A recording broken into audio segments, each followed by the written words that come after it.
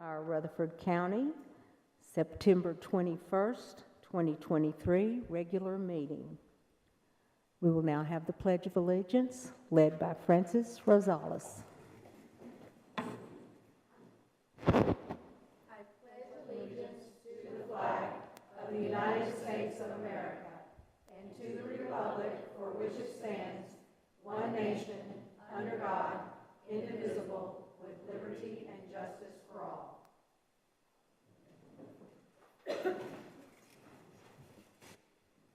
We'll now have a moment of silence. We do have a birthday coming up, so we want to remember Caleb Tidwell as we talk to our Lord and make sure that he's doing well tonight.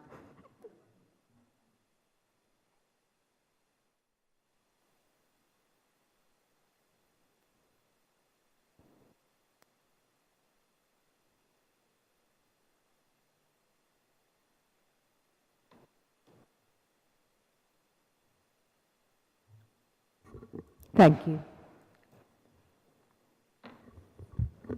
Before we go into the approval of the agenda, I just want to remind the board that we're going to try something new tonight. We're going to try following Robert's Rules of Order, and we've talked about it a little bit today, and we're going to be recognized by the chair when we get ready to speak. So there we go.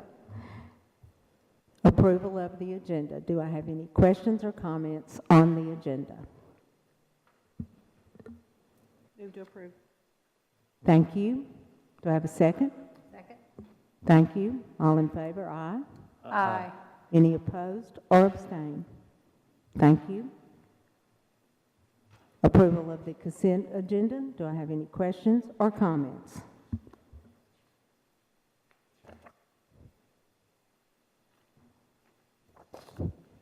I'll take a motion. Move to approve. Do I have a second? Second. All in favor say aye. Aye. All opposed, no, or abstain. Thank you. We are now on number 6. Number 6, so we have safety, a presentation from Defense Systems. Welcome and thank you guys for being here and presenting. I don't have much of an actual presentation. I am going to play something real quick. I've never been to one of these either, so that whole countdown thing in the beginning, I felt like I was waiting on the space shuttle to take off. So, usually not that formal, but I think y'all know what we're here to talk about, but I want to play this for you. I just got all this morning, and then kind of talk about, what happened, right after this.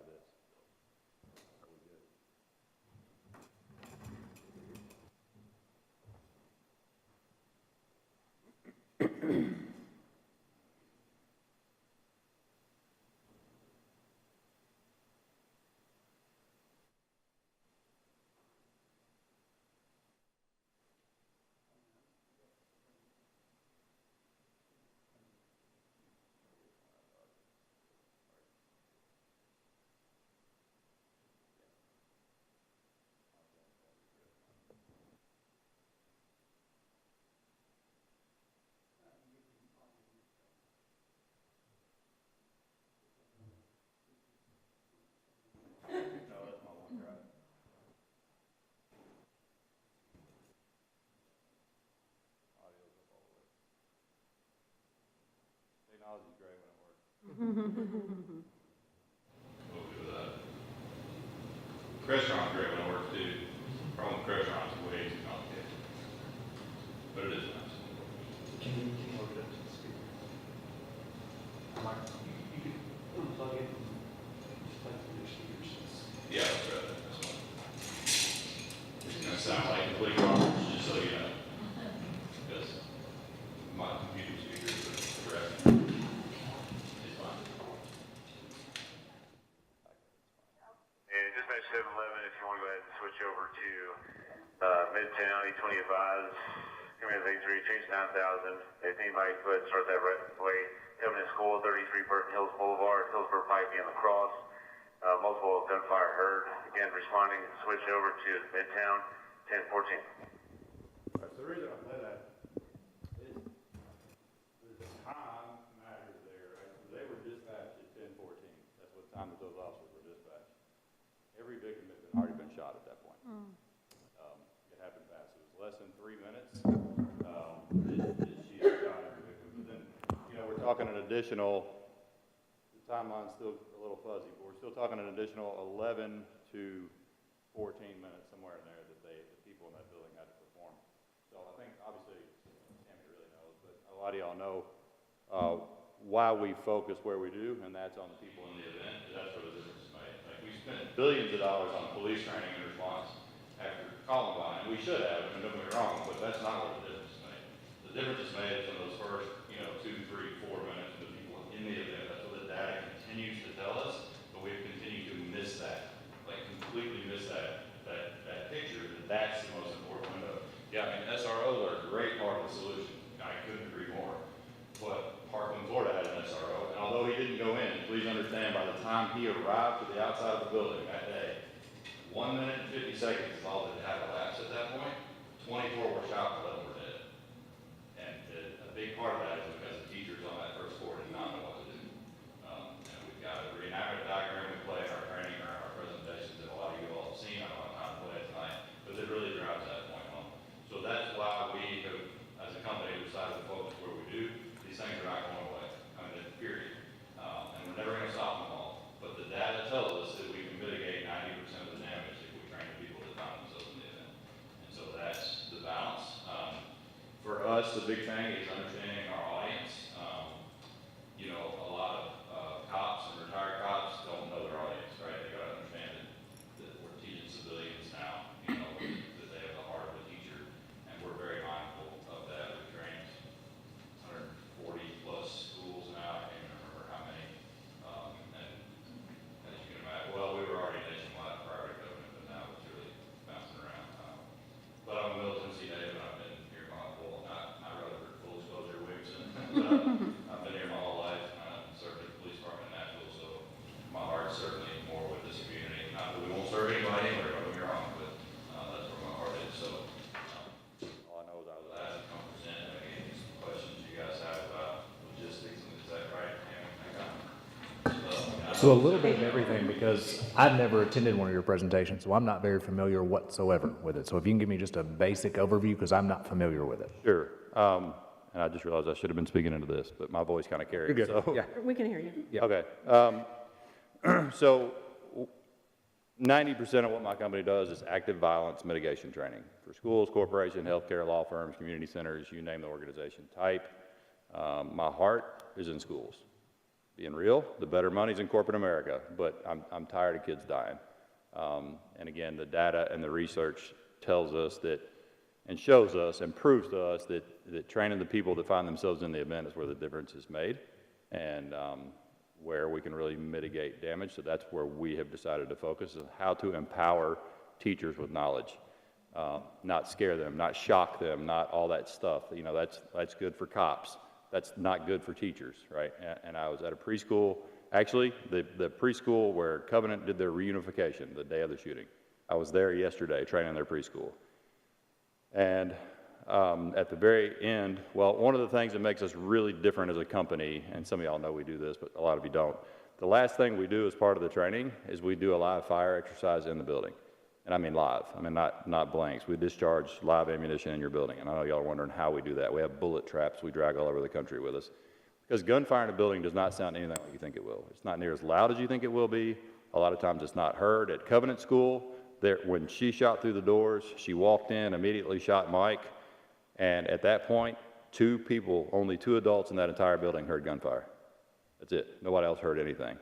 So after I did the live fire exercise yesterday in this preschool, I was standing there talking to this preschool teacher who sought me out after. I'm still standing there with a rifle slung on my chest, and she walks up to me and she says, I was so dreading today, and I was trying to figure out how to get out of this. And she said, I cannot tell you how empowered I feel now. And that makes us feel good that we've developed the curriculum in such a way that it does reach them without traumatizing them, because that is a fine line, right? It's a very fine line. And I had to get a lot of feedback when I started this company. About the first 6 months, I would just ask people for negative feedback only. Don't pat me on the back. I was a narcotics guy. I've got thick skin. I'm fine, right? Tell me what was too much, because I used to show stuff from inside Parkland that I don't show anymore, because it was too much for some people. So I tried to dial it in, and I felt like if it was consumable by teachers, then it was ready for anybody in the public, right? Corporate America, whoever. But I really felt like that was probably the best focus. Again, my heart is in this because, you know, I got into law enforcement because I wanted to help people. You know, I got out of law enforcement because I have a special needs son, and that just wasn't working, running all over the country chasing bad guys. But this is my way to still have one foot in that world. You know, people have talked a lot about our training with Covenant. And yes, we give people tools, but understand, like, those teachers are the ones that had to perform. Like, I wasn't there on the 27th. I mean, I'd have given my left arm to be there. But much like no one talks about Trisha Yearwood's vocal coach when she was 12, right? They talk about Trisha Yearwood's performance. Same thing I'll say about those teachers that day. I mean, the teachers are the reason those kids went home. It's not, I mean, yet Rex and Colazo and all them, they did an awesome job when they got there, but the amount of time from her entering the building until that happened, again, is still in kind of dispute, but anywhere from 12 to 16 minutes, you know, those people have to know what to do, and they did an amazing job. I mean, it's sad we lost the ones we did, but it came down to them knowing what to do in the moment. And I've had probably 15 of the faculty come to me and say, thank God we had heard that before, because they said we would not have responded the way we did, because there was a construction project going on in that school also at the same time. But they knew because they had heard it in their school before, which is alarming. I get that, but there's a very specific reason we do it. We always tell people too, we don't want the first time you hear it to be the real thing. We want you to have heard this before, so your primitive brain will kick in and know, I know what that is, and I know what I have to do. And so, you know, and we do it at the end for obvious reasons, because we don't start in the beginning and scare everybody to death, right? By the end, people want it. They really want to hear it. Because that's also, by the way, what caused a major problem in the Parkland, Florida shooting at Marjory Stoneman Douglas. There were a bunch of kids that evacuated and were in the hallway when he got to the 3rd floor, and that's because the fire alarm had gone off. Same exact thing that happened at Covenant School. The smoke from his rifle, just like at Covenant, set off the fire alarm, and that's what caused all the confusion and why there were kids in the hallway, not only at Covenant, but also at Parkland. So another reason why we do all that. So anyway, I know I'm throwing a lot at you because I have a small amount of time, and you didn't know anything about what I was, so I wanted to kind of give you our 30,000-foot view. So you mentioned the logistics portion with us being a large school district. What does that look like? Would you anticipate it being a staggered type of orientation or training for different schools at different times? What are your ideas there? So, I mean, we've done kind of all the above, depending on the district. I mean, we went out and did 19 schools in Oklahoma City in 5 days. So it just really depends. To get the full curriculum, which depending on the size of the school, is anywhere from 4.5 to 5 hours without a break. So usually we kind of work it out where the break's halfway, right, for lunch. And I know it seems like a long time. We're told it goes by really fast. Tammy has sat through the whole thing, but a large, 3 times. 3 times. So the last hour or so for us is medical. It's pre-hospital trauma care training. Again, nothing gory, gross. We know our audience. We use cartoons, but same kind of thing, right? I mean, the damage is usually over, like the mass carnage is usually over in anywhere from 3 to 6 minutes. But because these shooters are now ambushing the cops when they get there, it's dragging the amount of time out before they get help, even medically speaking. So we want them to be able to have tools to treat themselves medically also, or each other, or their kids. I will say one thing that really warmed my heart at Covenant. Tough. It was the toughest thing I've ever done. I did a walkthrough there with homicide 2 days after. And just so y'all know, Catherine Kuntz was a friend of mine, and the Kennys, his little boy was killed. Their parents are very close friends of mine. So that one hits about as hard as it can hit. But in walking those classrooms, at least half those staff had gotten their medical kits out, their trauma kits, and were ready to treat people, which made me really proud of them because of what they'd already been through, and then they had the wherewithal to do that too. So teachers are just a different, they're just a different breed. And before I forget to say this, here's what I also find with teachers. From an admin perspective, a lot of times you guys are hesitant, and I understand why, to bring this kind of topic in front of your teachers, right? But what I found in doing so many schools is these teachers want this knowledge because these are their kids too. Like a lot of these teachers spend more time with these kids than their own families. And that mama bear or papa bear in them, they want to know this, even though it's a heavy topic, they want the information. So, to get the full training, we would do it per school because we like to take your floor plan and mark it and talk about your specific campus and then take aerial shots of your campus to talk about if we evacuate, why is this side better than this side? Because we talk about the concepts of cover and concealment and what that means and all those things. And at Covenant, again, they crushed it. I mean, we talked to them about going 2 directions and not going 2 directions, and they did both. They went down the hill through the woods to the fire hall, down the hill through the woods and ran into Hillsborough Road. Y'all probably seen that footage. That's exactly what we thought. I mean, they did it, but that's why we like to do it per school, because of all those details, and we don't want teachers left with really any questions. We want them to feel like I know exactly what I'm supposed to do, no matter if I'm in the gym or I'm in my classroom that's on the other side of the building, right? So that's why we like to do it per school, but you know, y'all, how many schools y'all have? 50. Yeah. So so that becomes a much more of a challenge. I mean, we are growing where we can divide and conquer, right? It's not just me anymore that's a lead instructor, so we've got several now, and we have growing pains, which good problem for business, bad problem for society, right? So so we could make that work. But then we could also do something where that first half that you brought a couple people to the thing at Lipscomb. School board members. Okay, yeah. So you guys have seen that's kind of the first half of the training, right? Basically and that can be done to unlimited people. I mean, it's, you know, if y'all can find a place big enough to hold them all, that first half, which is of course not the hands-on and it's not the medical, but that would give us the option to not have to take up an entire day of every school. We could do that, what we call basically the meat of the program, to every single one of your faculty and staff, and then take smaller PD time to maybe go knock out, you know, the hands-on, the medical stuff, right? Maybe a little bit more digestible for you guys, because you'll still have to run a school district, right? So, What is the relationship with local law enforcement? Because our SROs were the first SRO program in the state, so we have a robust SRO program, and I want it to be in concert and not in competition with each other. 1,000%. I was a cop in Nashville for 18 years. Eventually become the drug task force director in Nashville. That's where I retired a little early from, because I mentioned my son, he's autistic and nonverbal. Dad running all over the country, kicking doors in, wasn't working. But I'm a cop at heart. I speak cop. I love cops. What I do is not a replacement for them. It supplements them. It's, again, some of these campuses are huge, right? And so by the time the clock runs and you find out what's happening and they get notified, how far are they?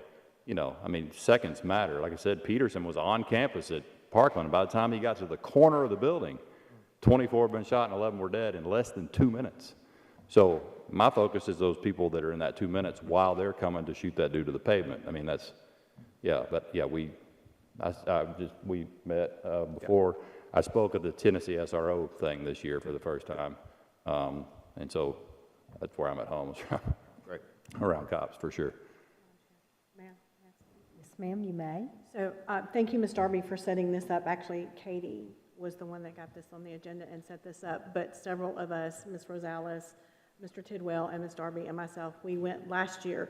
I had seen an ad 2 or 3 years ago at the Lighthouse Christian School. It was a in-school training, but it was open to the public. So I went to that one, then I went to Dave Ramsey's, and then to the one at Lipscomb. And every single time I went, I learned something new. There's so many things that you can apply to your everyday life in this. The Stop the Bleed program is incredible, and I think it's something that we need to arm our teachers with. So that's all I got to say. There's others that have seen the presentation can speak as well. Any other comments? Mr. Fiddler, I don't know if you can or if you're coming. We had a phone conversation. It was a while ago, so I don't know if you remember. You're Katie. Yes. Yeah. I remember Darby on the way here because I was talking to Tracy, and she's like, yeah, so. We had spoken a little bit about Covenant, and I'm not sure that everyone here understands what you had explained to me, that you had trained that school prior to that, and that you had spoken to me a little bit about the difference you felt like that made in that situation. I don't know if you can take just a minute to kind of speak to that specifically or not. Yeah, and I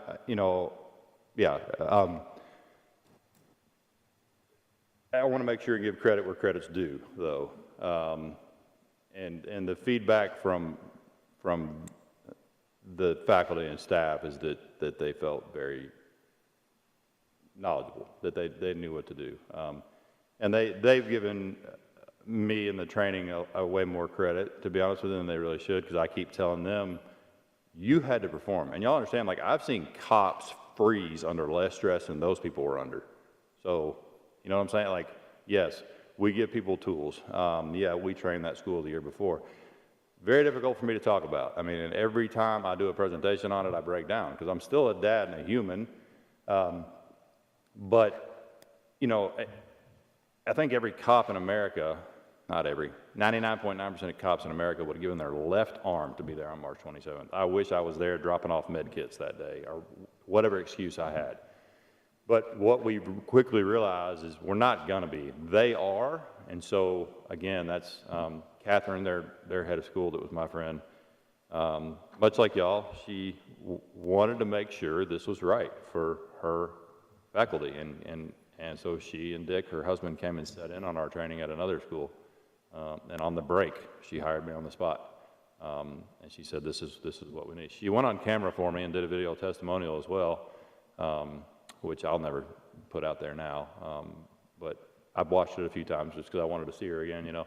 And she talks about that and how the feedback from her faculty was that they did feel like they knew what to do. And that's what we want. I mean, because at the end of the day, we're talking about kids, right? I mean, these are kids, like, not that it's not sad when an adult dies, but man, these kids go to school, you know? And so I think that's just a big part of our whole team. Our heart is that. I mean, I'm not scared to surround myself by a bunch of strong women, by the way. My director of training and operations is a female, first female on our SWAT team in Nashville.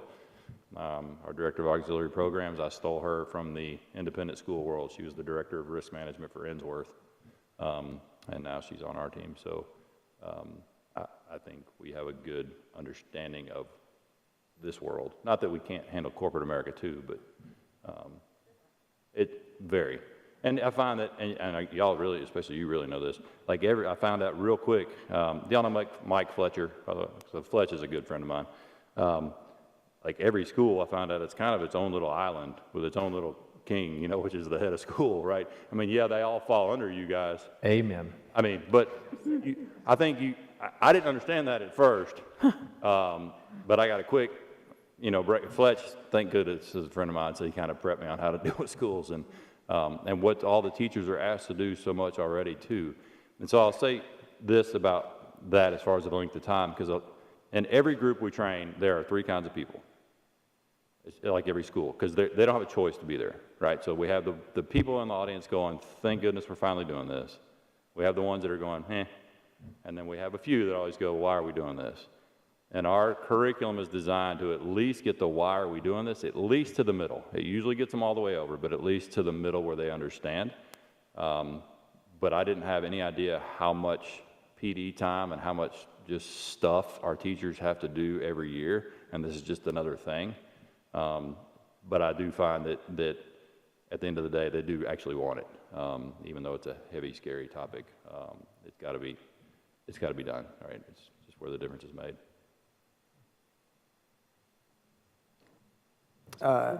Yes, thank you. I did attend part of the training, and I found it to be very engaging. It's not a topic anyone wants to talk about, but it is one that needs to be addressed. And this board has made safety a priority. I'd love to see that continue. And like you mentioned, they do have, there's a lot put on our teachers, but I think this is a subject that they would find very informative. What we sat through was very engaging, and it's useful information. So I appreciate you coming today and speaking to. I know it's hard to do what you do, but I'm thankful that you are doing it. Thanks. Happy birthday, by the way. Yeah, it is hard. It's a dark space that we operate in. You got to think about the video we watch, and I don't want to see all that stuff, but nobody does. Just like I didn't want to walk that school 2 days after either, but we had to, because what if there's something in there that we need to change, right? And we weren't going to know that unless we did that, and that was easily one of the hardest things I've done.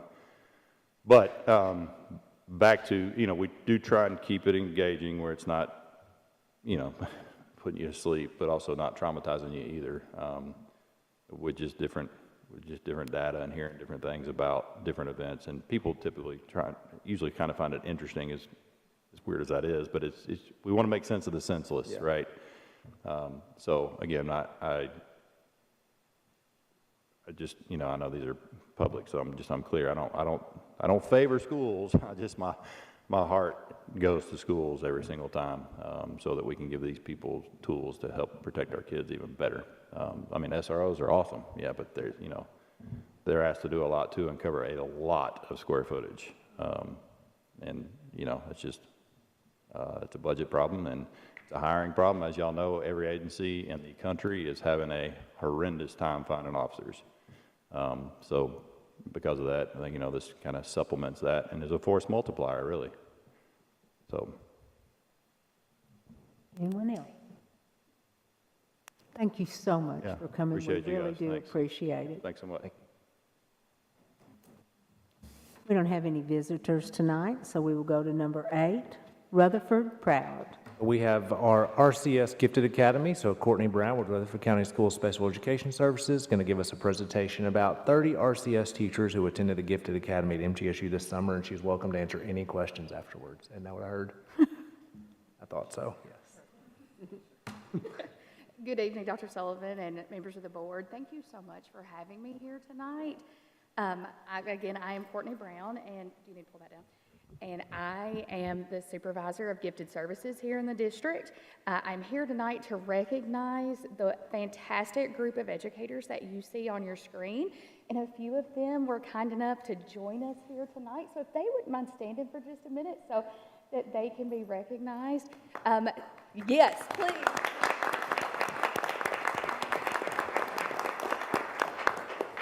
The others that were not able to make it, I wish that they could be here, but many of them had prior commitments and were participating in other activities throughout the district. But over the summer, this group of teachers willingly gave up a full week of their summer vacation to participate in our Gifted Academy. Gifted Academy was an opportunity for teachers and professional development hosted at MTSU to learn more about the identification of gifted students, differentiation for gifted students in their classrooms, and nurturing those students' gifts and talents. Our event was hosted at the MTSU College of Education, and it was very generously funded by the Jennings and Rebecca Jones Foundation here in the district, or here in Murfreesboro, and they have been very generous supporters of our program for many years. Their grant funding was used to purchase resources for all the teachers to take back and use with their students, and they also were provided with a small stipend. Our academy was also unique in that it's a collaborative effort between Rutherford County Schools Gifted Department and Murfreesboro City Schools Gifted Department. So we had 30 teachers and they had 30 teachers, and we all worked alongside each other all week, learning and growing together. The Gifted Academy participants will continue working this school year. They'll have 4 Saturday sessions that they'll work through, and at the conclusion of our time together, they will earn the Tennessee Gifted Employment Standard. So it's been a fabulous opportunity, and so glad to be a part of that. And again, I just want to close by again thanking these fantastic teachers for all that they do every day for all of their students. So thank you, and if you have questions, I'm happy to answer them. I'm also very happy to meet with you individually if you want to. I'm always available, so I'm just a phone call away if you need me. Thank you so much. Thank you, Courtney. Congratulations. We appreciate it. When I went to the Gifted Academy, it was at Belmont. Okay, that was a while ago. Moving right on to number 9, Human Resources. All right, so number 9, Human Resources. So we've talked about our insurance options at various board meetings over the last month, really. And so recommended motion is to approve one of the 5 options. So we've had some discussion since our work session. So know that in trying to do what's best for our employees, we can afford option 1, but there's a couple things I want to talk about if we do that. So option 1 is a $2.6 million increase to our budget. That is a 5% increase for our portion as an average, but it's also a 5% average portion for our employees. So it's basically taking what that increase is and we're both covering that increase for our portion. Know that we can do whatever the board requests, but when we're looking at insurance funding, insurance is different from our budget in that it hits over 2 fiscal years. So this actual insurance rate will hit January through June, and then we would need to budget the other portion of it for next school year for July through December. So it's something we can always do, but when we look at insurance rates, what we cover as a district goes hand in hand with raises. And so if we look at covering more of this portion for our employees, which is always what we want to do what we can, that's definitely going to impact the type of raise we can do next year. Our salary schedule has been set up so there's a step increase every single year. That is the way we designed it. But looking kind of at next year's budget, we'll start at a 1.5% to 2% increase, just looking, that's where we have to start looking. We've been very good over the last couple of years of getting generous raises to our employees, but from a increase to the table, that's kind of where I would start, is at 1.5% to 2%. The other part of that, I definitely love the idea we talked about at our work session, restarting our insurance committee so that we have options moving forward. We have it kind of split across the board to where we could start looking at covering each insurance option the same, whether that's 80-20 across the board, we cover everything, or the way the state has it set up is those people that have Premier, like myself, so I choose the highest option because of our history with our family. The state has it set up so that you actually pay more if you choose those options. But that's something that the committee can come up with recommendations for as we move forward. But all that to say, open to anything the board wants to entertain. Questions and comments about this particular Human Resources tab? Ms. Bratton, I want to say thank you, Dr. Sullivan and Brian Runyon, for taking the time and looking through the numbers and trying to see what we can and cannot cover. So I just, as a board member, want to tell you thank you for doing that. I know that was a last minute ask, so I want to say I really appreciate that. And then the other thing I want to say is that, Mr. Young, thank you for making us aware of the options as well and digging into the numbers. So I just want to say thank you. And the third thing I want to say is that I wholeheartedly believe that and agree that I'm glad that we're looking into creating a committee for next year for the budget, because I think that's going to be really important to do. And that way that we'll have recommendations that we can move forward with. Madam Chairman. Yes. So what, I forgot, I emailed this to you. You probably haven't seen it because I emailed it to you about 30 minutes ago. So thank you, Dr. Anthony, for getting this. State insurance rate increases over the past 5 years. So in 2020, there was a 0%, 2021 was 2%, 2022 was 2.5%, 2023 was 6.10%, 2024 was 5.10%. So the 5-year average is 3.14 on the state plan. We weren't always on the state plan, but that gives you an idea of where we're looking at.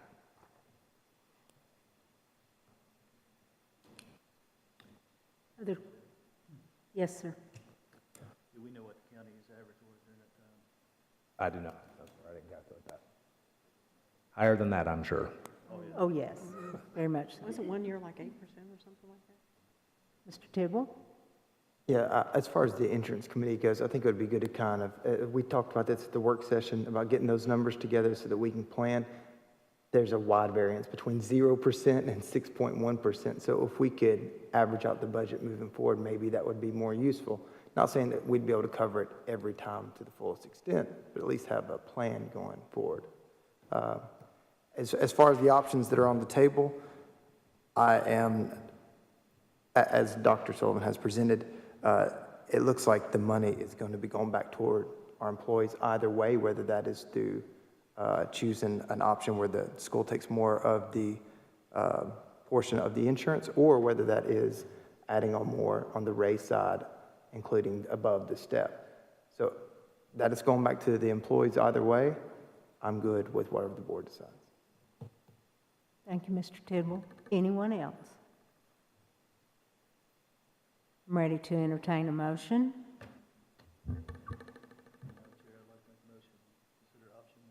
Second.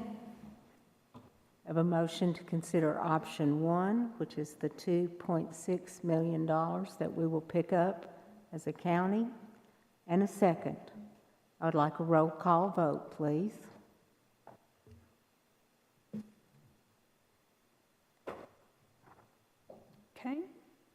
Mr. Young?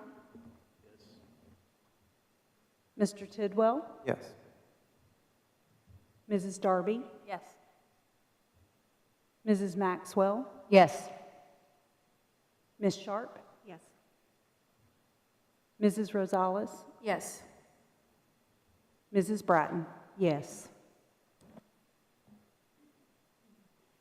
Thank you, Board, for making that unanimous. I think that is a great statement for our teachers and shows them exactly what we want to do for them. So thank you very much. Yes.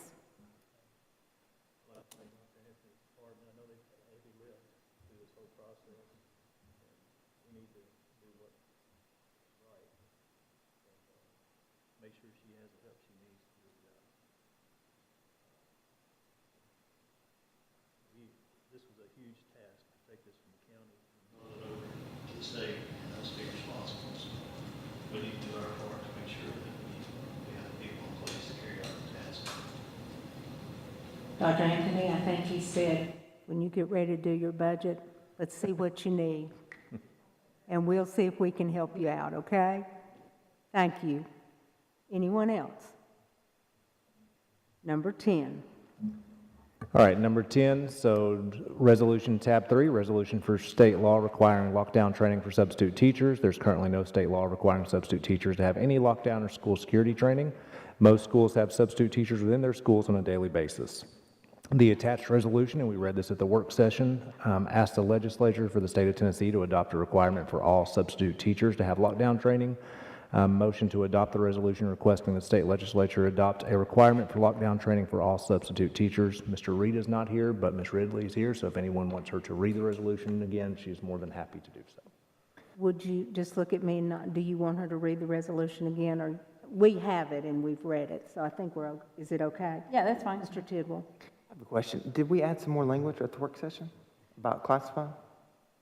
We did not add that language, we talked about it. But now you do realize curious. that our classified people are trained on the days that somebody like Ms. Darby came up with. When we put in those days for training, we have moving forward. everybody there. Awesome. So what I think that Ms. Sharp was referring to, if you get a new person in, or somebody who hasn't been trained on one of those days that we have, then we want to make sure that they get trained also. So I think that's very good. Questions? Yes, Ms. Bratton. I need to make a clarification that when I was talking the other day, I wanted to clarify that it was I'm a substitute teacher at another public school system. So I need to make that clarification. I'm really, really excited about this. I had an interview today with Channel 2, and Sean is also going to be interviewed tomorrow as well. So they're running a piece by this. I believe there's going to be an article written about this that you're going to see shortly. And I am going to be shopping this to the county commissioners, and I'm hopeful that we're going to see some movement coming in the General Assembly. And so they asked, one of the questions I got asked today by the interviewer in Channel 2 is, do I believe that that substitute teachers get left behind? And I said, it's not that they're getting left behind, it's just that when we're there to teach, we're also expected to take care of our children and to protect them just like we would as a regular teacher. And so this kind of adds to that and emphasizes that we are there as well to protect the children and to provide a safe environment for their learning as well. Thank you. Anyone else? I'll entertain a motion. So I make a motion to move to approve. Second. Thank you. Motion has been seconded. All in favor say aye. Aye. Opposed? Abstain? Thank you. Second part. All right, second part is continuing with the lockdown training for substitute teachers. There's currently, again, no requirement for substitute teachers to have lockdown or school security training. Most of our schools will have some number of substitute teachers on a daily basis. And so recommended motion to require all substitute teachers in Rutherford County School System to attain lockdown and school security training by a date determined by the Director of Schools, and that all new substitute teachers receive such training. We will work on a date. I don't have a date yet because we need to work with our sub-vendor and also work on some funding mechanisms to make that happen, but during this school year. Questions or comments? Ms. Bratton, I'm sorry. Okay, hold on. Ms. Darby, you have been recognized. Would it be better, Dr. Sullivan, to postpone this until we have those details more firm up? From a logistics standpoint, that would make me more comfortable, yes. You're talking about the second half, just to postpone. We'll come back to it. Anyone else? Ms. Bratton, when will it come back to the agenda? If we're going to postpone this, then I want to know when can we expect to see this come back once the logistics are firmed up? Dr. Sullivan, you have an idea on that? On the calendar. Wait, he's looking on the calendar. Okay, Give good. him a chance. I would think we could have more logistics. I'd rather not hit the first one right after fall break, but October 26th. October 26th. So we could expect this to be back on the agenda on October 26th. Yeah. Not saying we can get everybody trained by then Sure, funding-wise, no, but absolutely, to just have the the details, details, yes. yeah. And that's fine.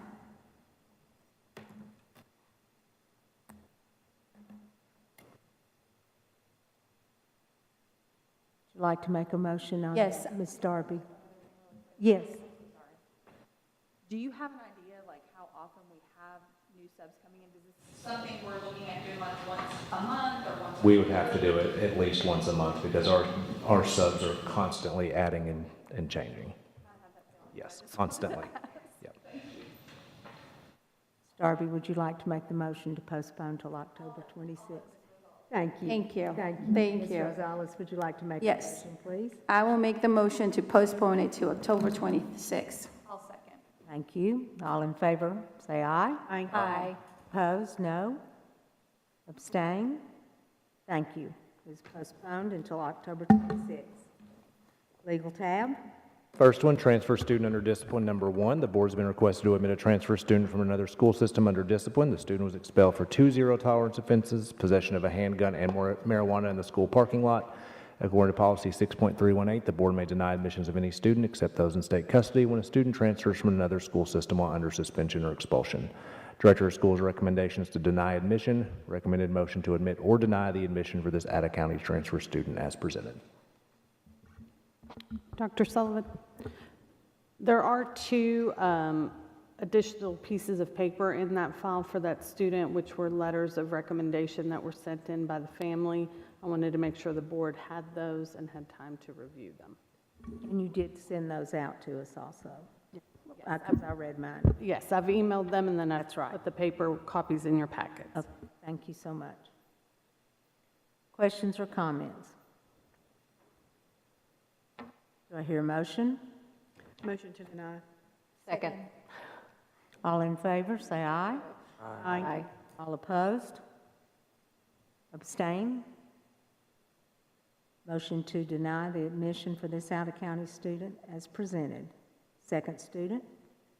The board's been requested to admit a transfer student from another school system under discipline. This student was expelled for a zero-tolerance offense, possession of THC vapes. According to policy 6.318, the board may deny admissions of any student except those in state custody when a student transfers from another school system while under suspension or expulsion. Director of Schools' recommendation is to deny admission due to space. Recommended motion to admit or deny the admission for this out-of-county transfer student as presented. Questions or comments? I'll entertain a motion. Motion to deny. Second. Thank you. We've had a motion and a second. All in favor, say aye. Aye. Opposed? Deny the admission for this out-of-county student. Number 12, special education. Services agreement between Hop, Skip, and Drive Incorporated. I keep wanting to say Hop, Skip, and Jump. Hop, Skip, and Drive Incorporated and Rutherford County Schools. Hop, Skip, Drive will provide transportation services for individual students on an as-needed basis specified in each student's individual education program. This agreement will start from the signing of this document until July 26, 2024. Fees per transport include a base fare of $40 and $2.50 per mile fee. Special education funds will be used for these services. Recommended motion to approve this agreement between Hop, Skip, Drive Incorporated and Rutherford County Schools. Do I have any questions or comments? I'll entertain a motion. Move to approve. Second. Thank you. All in favor say aye. Aye. Opposed? Abstain? Thank you. This motion passes. Financial matters. Fund 177 fund balance amendment. Each July 1st, outstanding purchase orders in this fund are liquidated. The funds go to the fund balance, which in this fund is account 34685, committed for capital projects. These purchase orders are for projects that were not finished by June 30th. This amendment takes those funds out of 34685, committed for capital projects, and rebudgets the expenditures for the carryover projects that were approved last year but haven't been completed. This year, we have $13,577,898 in funds to rebudget.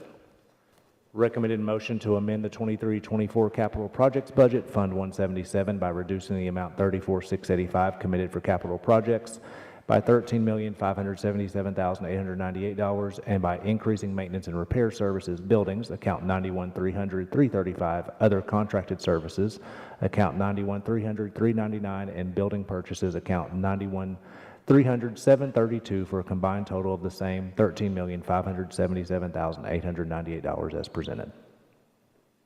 Thank you. Do I have any questions or comments?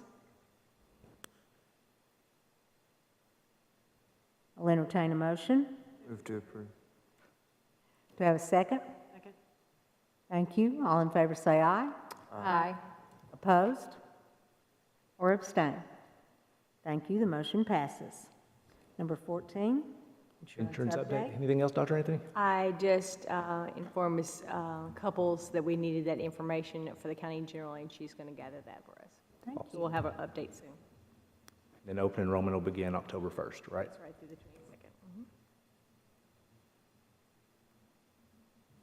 Financial report. So you guys have, now that we've had several months, you have a large document. This is the large one for Fund 141, our general purpose school budget. So we're not going to go over, of course, in detail all of these. I'd just like for you to have a copy of them. You don't necessarily have the revenue portion yet, and we'll go over that at our next meeting. So a couple things I wanted to hit. 141, 71, 100. So you'll see teachers. So line 116, we've used 8.36%.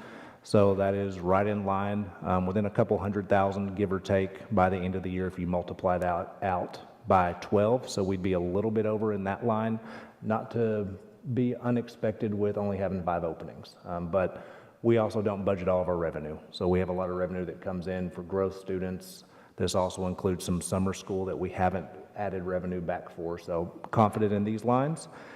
The opposite, if you go to the second page with me, you'll see a lot of things that we have expended quite a bit of the funds for that's not out of line because we spend a lot of funds at the beginning of the year to run schools. So textbooks, software, anything that you see that is over, we can always amend it, clean up. We do a cleanup amendment usually in December or January.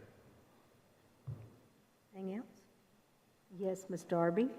Can I just ask, is that also the reason that the contracts with the private Yes. agencies is super high? Yep. Beginning of the year, yes. Only other things that I would kind of point out is some conversations we need to have in the future on page 2 is 722 regular instruction equipment. Right now, we are still doing 1-to-1 for our middle schools all the way through high school. That is going to be a continued increase. I think we've had some positives with being 1-to-1, but I also think we've had some unintended consequences as well. So as we move into next budget year, need to see if that's the direction the board wants to continue with 1-to-1, because that will eventually become a $7 million increasing line item every single year to stay 1-to-1. Only other couple things I'll point out if you'll go to page 4. So just like we talked about how the general regular education teachers, special education teachers are actually a little bit down. So if this trended this entire year, we'd have about $1 million left in this line. Again, not to be surprised because we have about 15 special ed openings. And so right in line with what we budgeted, unlike in previous years to where there was quite a bit of funds left with open teaching positions, we don't have a lot of open teaching positions, which I would much rather have, and we've been transparent with our budget. So wanted you guys just to have a copy of that. You will see on page 6, and this will be the last one that we talk about on this, is career and technical education teachers. Right now, that is a little bit higher at 9.89%. That is higher because we are using several teachers that we hired that we're using the Innovative Schools grant for. we haven't received revenue for that yet. So once we receive that state revenue, that'll go into this line for revenue. Only things I want to hit also on financial report is that our revenue for TISA is coming in. They haven't made any modifications yet for our actual enrollment. So they are truly going based on the estimate they gave us last spring. So we're receiving $32,313,000 per month from TISA. By adding students, we should get additional funds. We've also finally officially crossed over 7,000 direct serve EL students that are served T1 and T2. So that'll be an increased revenue that we receive. And then I sent you guys a little earlier today, our free and reduced lunch numbers are much higher. And so great job to our teams, but also I know Ms. Rosales helped on the north end be able to try to get some of our families to really help fill those out. So we have gone from just 2 years ago to 37% free and reduced lunch. Last year was 42, and then this year is 49. And so I think that's probably a mixture of people also filling out the form better that were underreported, but also I think we are having areas, and it's following with our homeless and at-risk students that are higher poverty in our county. So that's all I've got for financial. Thank you. Oh, and the next section. I'll go ahead and do the director's update. Oh, Mr. Tittle. As far as the free and reduced lunch, would this help some of our bad debt, as far as bad lunch debt? And where are we at on that currently? I am hoping it will help. The problem that it doesn't, let me give you where we were last week.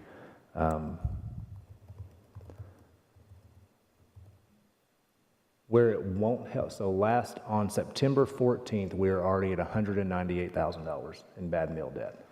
So that is trending much higher. However, we can't go back and be reimbursed for people that filled out the form afterwards or before they were approved. And so with that high of a free and reduced lunch percentage coming in, I would hope that that would start to slow, but we won't be reimbursed for anything that they accrued previously. We're not getting the accurate numbers just yet. Not yet. I want to say something, Ms. Breton, in regards to the equipment and the one-on-one, and you, Dr. Sullivan, you had pointed out that it's going to be hitting a $7 million budget allocation. I will say that one thing that one school system is doing is that they're not providing computers to every single student. They only provide a certain amount, so every classroom gets about 10 per classroom, and so if you want to look into something like that, I think that would be a better way of savings. We were 2-to-1 before COVID happened. And then Okay, yeah, so maybe we should go back to the 2-on-1. Anyone else? Thank you. Did you finish? Yeah, your no, director's I've got a couple things for director's Okay, go report. ahead. So thank to the board. I think we've all been together for the last week, and thank you for our staff for being there as well, because you guys helped. So we had our public input meetings this week. Definitely much improved format of going over kind of the why of what we're doing, and then public input. We had over 350 surveys already submitted, so parents can still go submit that public input as we're going through. We had our principal meetings this week for middle, elementary, and high school. So a couple things we are looking at, again, our ESL students being over 7,000, so they had about a 30-minute train just going back over ESL, how that is more than almost 15% of our enrollment at this point. We also looked at the money we send to schools. We call that ADM money. So we use some of the money that comes from the state and send that down to the schools. We've decreased that a little bit, but also we're covering things a little bit better at the central office and the district perspective. So to give you an example, high schools used to get $48 per student. They'll now get $38 per student. But in the meantime, we are sending them $10,000 for graduation to help cover that, and then $10,000 to help pay for security, for the extra security that we're having to require. So it's, you hate to say it's just moving one pot of money to the other, but it's also making sure that we were doing our job in providing for the schools. We have our fall district meeting this Monday. We also have health and education Tuesday. We have almost made it to fall break. We have 6 days left. We had our curriculum lead meetings today, so our instruction team just finished those up with about 500 lead teachers. That sounded about right. Almost 500 lead teachers for doing that. Last couple quick things is we will have a 2024 proposed academic calendar to the board to vote on in October, the very first meeting in October. They have to have their We have a calendar committee that's set up in policy that goes to the schools, and so they've had their meetings and are submitting their recommendations at this point. Mr. Young, are you going to talk a little bit about Plan Rutherford during general discussion? Okay, yeah, that way I won't hit on that. And last, we had Read Across America is tomorrow. So many of us will be in schools, and this is also being Constitution Week, and so appreciate all the work that our teachers and then our 2 social studies, one, Lee Ramsey is our 612 social studies specialist, and then Vicki Stem is our K-5 science and social studies specialist. They've worked really hard with our schools this week. That's all I have, Madam Chairman. Thank you. You have anything you want to add? It'll be fine. You'll have lots to add in January, I'm sure. Or very soon. Very soon. Open positions. Cover that on Tuesday night. We've got You a got any? handout Yep. also. So. General discussion. Mr. Young, you want to talk to us about your meeting today? Sure. One thing I would like to bring up before I get into that is Okay. a parent last night asked me for us to consider on rezoning before this already closed down, but I'll call out all parents and make sure Great. that it's done. To get into that role, they're looking at trying to figure out the future of the county. That's a hard task, with all the roads we have going on in this county. But one thing that I'm glad that we now have a little voice there, because in years past, we haven't had a voice there talking about schools. So now we're at least on the radar of Plant Rutherford, and they are looking at how we strategically handle those plans as far as getting schools. And hopefully they'll come up with some money too, but that's a whole nother issue. Thought I had they had a graph here that kind of predicted the growth. So I'll share some of those numbers with you. But I've got the wrong presentation here.